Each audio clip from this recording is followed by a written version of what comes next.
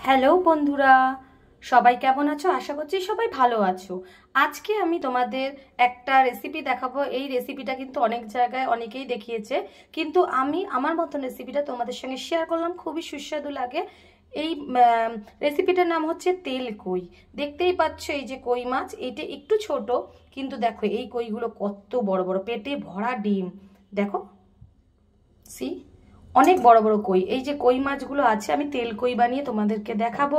আর ভালো লাগলে কিন্তু বলেই দিচ্ছি আগে, অবশ্যই লাইক আর কমেন্ট আর পারলে একটা শেয়ার করো। আর এখানে নিয়ে নিয়েছি আমি মশলা করার জন্য।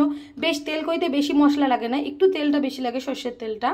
এই যেখানে টমেটো কুচি, লঙ্কা দুটো নিয়েছি, আর এখানে আদা কুচি আর পেঁয়াজ, আর একটু ধনে গুঁড়ো লাগবে।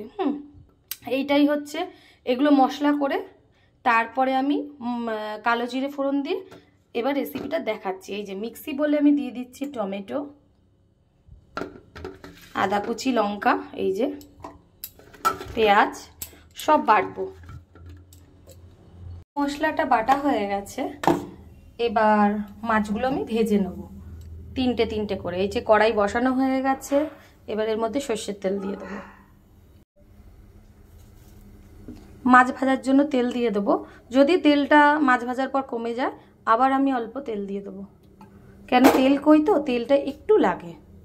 তেলের চিন্তা কিন্তু তেল কই খেতে গেলে একদমই চিন্তা ছেড়ে দিতে হবে, তেল একটু বেশি খেতে হবে। এবার গরম হয়ে গেছে, আমি একে একে মাছগুলো ছেড়ে দেবো।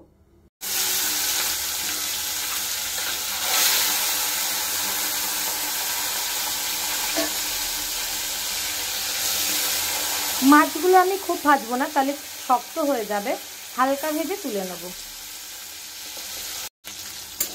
এবার আমি উল্টে দিলাম।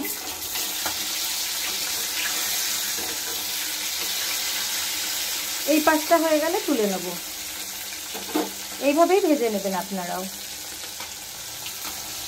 সব মাছগুলো ভেজে তুলে রাখা হয়ে গেছে।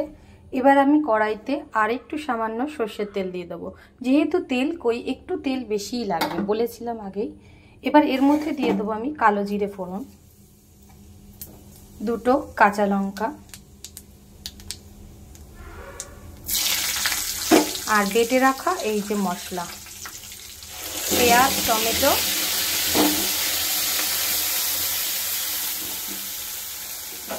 টমেটো, অল্প আদা আর লঙ্কা, কাঁচা লঙ্কা বাটা। এবার লাল লাল করে শুকনো শুকনো করে ভেজে নিতে হবে। এর মধ্যে নুন, হলুদ, আর আমি কাশ্মীরি লঙ্কার গুঁড়ো দেবো, আর সামান্য একটু চিনি। নুন আন্দাজ অনুযায়ী, সামান্য কাশ্মীরি লঙ্কার গুঁড়ো, এটা অপশনাল, দিতেও পারেন না দিতেও পারেন, তাহলে একটু লাল লাল হয়। যেহেতু এখানে আমি লঙ্কা, শুকনো লঙ্কা বাটা ইউজ করিনি, দেখতে সুন্দর হবে কালারের জন্য, নাও দিতে পারেন। আর আন্দাজ মতন হলুদ দেবেন সামান্য, আর একটু মিষ্টি। এবার লাল লাল করে কষাতে হবে।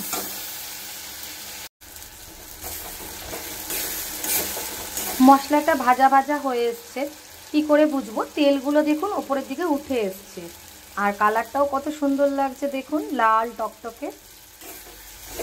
এবার এই অবস্থায় একটু আমি ধনে গুঁড়ো দিয়ে দেবো, সামান্য, বেশি না, এই যে জাস্ট এইটুকুন দিয়ে ভালো করে নাড়িয়ে আবার একটু ভেজে ভেজে নেব।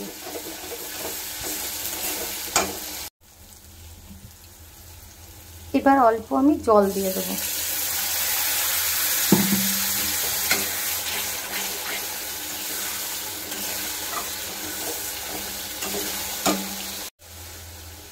টকবক করে ফুটছে, এখন আমি ভেজে রাখা কইগুলো দিয়ে দেবো। এই যে কই মাছগুলো,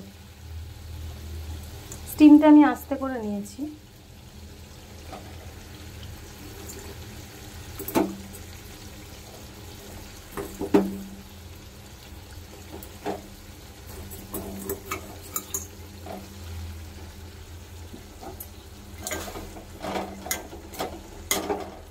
এবার হালকা হালকা নিবু আছে,